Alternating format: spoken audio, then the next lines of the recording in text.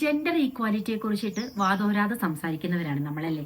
ശരിക്കും ഈ gender discrimination ആരംഭിക്കുന്നത് നമ്മുടെയൊക്കെ കുടുംബത്തിൽ നിന്ന് തന്നെയാണ്.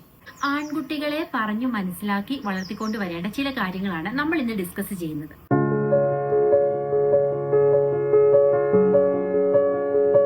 വിഷമം വന്നാൽ കരയുക എന്നുള്ളത് പല ആൺകുട്ടികളും സ്വയം ചിന്തിക്കുന്നതും അല്ലെങ്കിൽ സമൂഹം അവനിൽ അടിച്ചേൽപ്പിക്കുന്നതുമായ ഒരു കാര്യമാണ് ആൺകുട്ടികൾ കരയാൻ പാടില്ല എന്നുള്ളത്.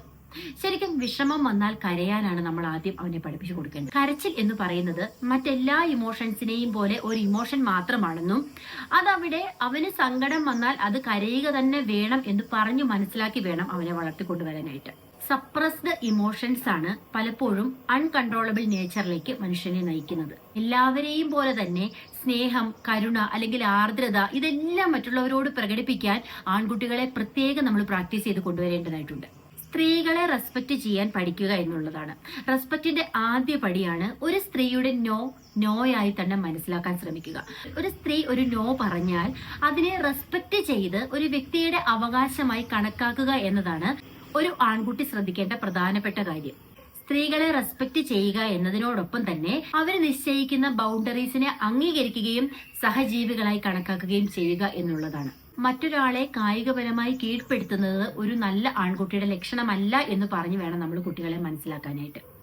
അതോടൊപ്പം തന്നെ ശാരീരികമായി മറ്റൊരാളെ കീഴ്പ്പെടുത്തുക എന്നത് വലിയൊരു തെറ്റാണ് എന്ന രീതിയിൽ വേണം അവനെ നമ്മൾ വളർത്തിക്കൊണ്ടുവരാൻ. ബേസിക് ആയിട്ടുള്ള ലൈഫ് സ്കിൽസ് പ്രാക്ടീസ് ചെയ്ത് കൊണ്ടുവരണം ആൺകുട്ടികളിൽ. സ്വന്തം വീട്ടിലെ ഏതൊരു ജോലിയും, cooking, washing, first aid things, ഇങ്ങനെയുള്ള കാര്യങ്ങളെ കുറിച്ചിട്ടെല്ലാം വ്യക്തമായി അവയർനെസ് കൊടുക്കുകയും ഇതെല്ലാം ചെറുപ്പം തൊട്ടേ പ്രാക്ടീസ് ചെയ്യിച്ചു കൊണ്ടുവരികയും ചെയ്യേണ്ടതായിട്ടുണ്ട്. ജെൻഡർ ഇക്വാലിറ്റിയുടെ പ്രാധാന്യത്തെക്കുറിച്ച് കുട്ടി സ്വയം മനസ്സിലാക്കി വരുന്നതോടൊപ്പം തന്നെ നമ്മൾ അവന് പറഞ്ഞു കൊടുക്കുകയും കൂടി ചെയ്യണം. അടുക്കള എന്നത് വീട്ടിലെ മറ്റേതൊരു പ്ലേസ് പോലെയും എല്ലാവർക്കും കയറി ചെല്ലാനുള്ള ഒരു ഇടമാണെന്നും അല്ലെങ്കിൽ അടുക്കള ജോലികൾ മറ്റെല്ലാ ജോലികളും കുടുംബാംഗങ്ങൾ എല്ലാവരും ചേർന്ന് നിർവഹിക്കേണ്ടതാണെന്നും അതുപോലെ തന്നെ അടുക്കള എന്നത് സ്ത്രീയുടെ മാത്രം ഒരു സ്പേസ് അല്ല എന്നുള്ളൊരു ബോധ്യം ചെറുപ്പകാലം മുതലേ അവനിൽ നമ്മൾ വളർത്തിക്കൊണ്ട് വരേണ്ടതായിട്ടുണ്ട്.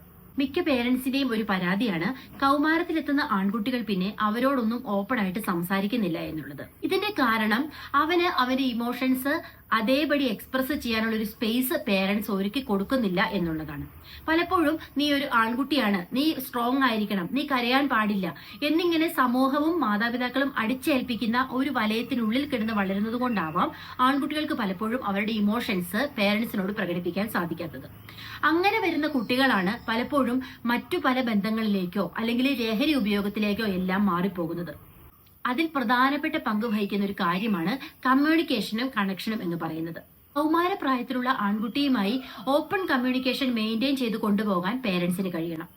ജഡ്ജ്മെന്റ് ഇല്ലാതെ കേൾക്കാൻ ഒരു ഇടമാണ് തങ്ങൾക്ക് പേരൻസ് എന്നുള്ളൊരു ബോധ്യം അവനിൽ ചെറുപ്പകാലം തൊട്ടേ വളർന്നു വന്നാൽ അവൻ എക്കാലവും നമ്മളോട് ഓപ്പൺ ആയിട്ട് സംസാരിക്കുകയും അവന്റെ ഇമോഷൻസ് ഫ്രീ ആയി എക്സ്പ്രസ് ചെയ്യുകയും ചെയ്യും.